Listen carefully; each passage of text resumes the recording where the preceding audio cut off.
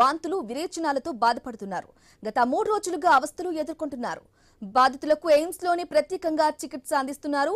డయేరియాకు నీటి కాలుష్యమే కారణమా అన్న కోణంలో ఎయిమ్స్ అధికారులు విచారణ చేస్తున్నారు. ఇక నీరు ఎక్కడ కలుషితమైందో పరిశీలిస్తున్నారు. వసతి గృహాలు కుళాయిల నుంచి సుమారు 40 నమూనాలు సేకరించి ప్రయోగశాలకు పంపించారు.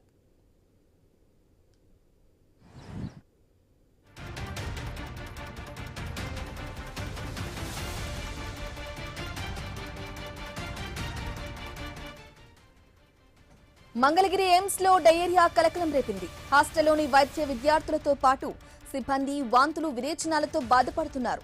గత 3 రోజులుగా అవస్థలు ఎదుర్కొంటున్నారు. బాధితులకు ఎయిమ్స్ లోనే ప్రత్యేకంగా చికిత్స అందిస్తున్నారు. డయేరియాకు నీటి కాలుష్యమే కారణమా అన్న కోణంలో ఎయిమ్స్ అధికారులు విచారణ చేస్తున్నారు. ఇక నీరు ఎక్కడ కలుషితమైందో పరిశీలిస్తున్నారు.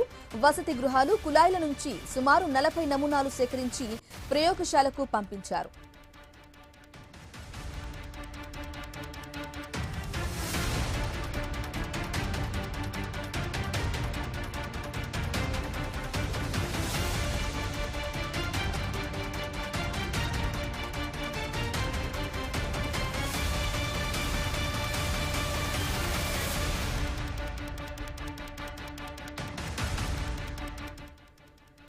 మంగళగిరి ఎయిమ్స్ లో డయేరియా కలకలం రేపింది. హాస్టల్లోని వైద్య విద్యార్థులతో పాటు సిబ్బంది వాంతులు విరేచనాలతో బాధపడుతున్నారు.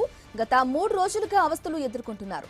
బాధితులకు ఎయిమ్స్ లోని ప్రత్యేకంగా చికిత్స అందిస్తున్నారు. ఇక డయేరియాకు నీటి కాలుష్యమే కారణమా అన్న కోణంలో ఎయిమ్స్ అధికారులు విచారణ చేస్తున్నారు. ఇక నీరు ఎక్కడ కలుషితమైందో పరిశీలిస్తున్నారు. వసతి గృహాలు కుళాయిల నుంచి సుమారు 40 నమూనాలు సేకరించి ప్రయోగశాలకు పంపించారు.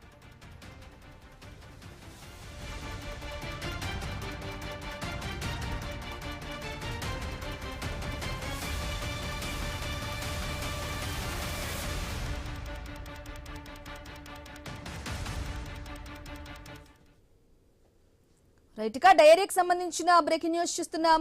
మంగళగిరి ఎయిమ్స్ లో డయేరియా కలకలం రేపింది. అందుకు సంబంధించిన బ్రేకింగ్ న్యూస్ మన మైనస్ స్క్రీన్ పై విజువల్స్ లో చూసుకోవచ్చు.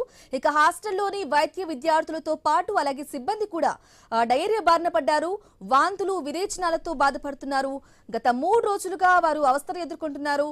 అయితే బాధితులకు ఎయిమ్స్ లోనే ప్రత్యేకంగా చికిత్స కూడా అందిస్తున్నారు. డయేరియాకు నీటి కాలుష్యం కారణమా లేదా ఇతరత్ర కారణాలా అన్న కోణంలో కూడా ఎయిమ్స్ అధికారులు విచారణ చేస్తున్నారు. నీరు ఎక్కడి నుంచి వచ్చింది, ఆ నీరు ఎక్కడ కలుషితమైందో కూడా పరిశీలిస్తున్నారు. ఇక వసతి గృహాలు కుళాయిల నుంచి సుమారు 40 నమూనాలు కూడా సేకరించి ప్రయోగశాలకు పంపించారు. రైట్ గా మంగళగిరి ఎయిమ్స్ లో డయేరియాకి సంబంధించిన లేటెస్ట్ అప్డేట్స్ అందించడానికి మా ప్రతినిధి నాగేశ్వరరావు ఫోన్ ఇన్ ద్వారా అందిస్తారు. నాగేశ్వరరావు చెప్పండి, ఇక డయేరియా కలకలానికి సంబంధించి కూడా కుళాయిల దగ్గర నుంచి కూడా వాటర్ తీసుకోవడం 40 నమూనాలు కూడా సేకరించారు. మరి రిపోర్ట్స్ ఎప్పుడు వచ్చే అవకాశం ఉంది? ప్రస్తుతం హాస్టల్లో ఉన్న విద్యార్థులు కానీ సిబ్బంది కానీ వారి పరిస్థితి ఏంటి? అప్డేట్స్